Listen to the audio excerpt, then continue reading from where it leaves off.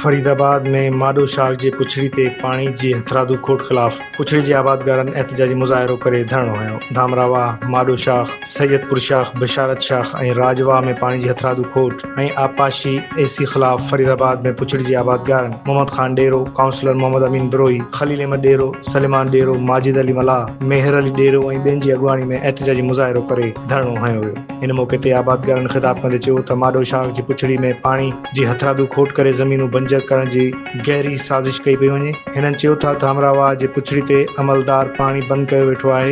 हिननि चयो त दरिया में ॿोॾि वारी सूरत हाल आहे, पर धामरावा जे पुछड़ी जी शाखनि ते पाणी जे फुड़े लाइ आबादगार सिकी रहिया आहिनि। हिननि चयो त पुछड़ी जी शाखनि ते पोखियल सारियुनि जी फसल पाणी न हुजण करे सुकी ऐं सड़ी रहियो आहे।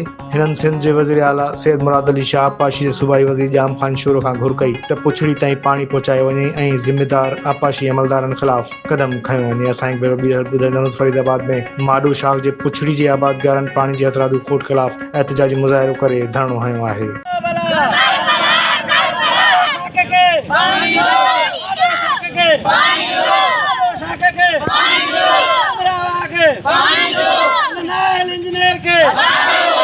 सिंध में एक तरफ कच्चे में मना बोर्ड है, सिंधु दरिया में एडो पानी है जो सुपर फ्लड हले पई हींअर मौजूदा टाइम में। बे तरफ सिंध जूं जेके सारियूं आहिनि उन्हनि खे हथ वठी सुकायो पियो वञे। जेको एरीगेशन जो न आहे लमलो, हितां जा जेके एरीगेशन जा जेके इंजीनियर एस जो चवनि था त रिश्वत ॾियो पोइ तव्हांखे त पाणी ॾींदासीं।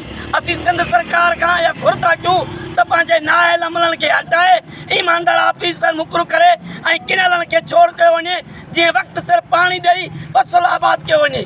सिंध ऐं ॿियनि वसवारनि खां असीं मुतालबो था कयूं त फुल फॉर महिरबानी करे रेस किनाल ऐं उन जेके माडो शाख ऐं धामरावा ऐं सैदपुर शाख पाणी ॾेई असांजी बेचैनी ख़तमु कई वञे। हीउ जेको नाहे लमिरो आहे सलीम टावरी जेको इंजीनियर आहे उनखे हटाए को ईमानदार ऑफिसर खे असांजी बेचैनी ख़तमु कई वञे। जेको ॿोॾि वारियूं हालतूं आहिनि उते एमरजेंसी नाफ़िज़ आहे, पर अफ़सोस जहिड़ी ॻाल्हि आहे असांजे धामरावा ऐं राइस किनाल ऐं माडो शाख में सारियाले फसल लाइ पाणी बिल्कुलु कोन्हे। असांजी आला अख़्तियारनि खे अपील आहे त असांजे माडो शाख धामरावा में पाणी ॾेई असांजे सारियाल फसल खे सुकण खां बचायो वञे।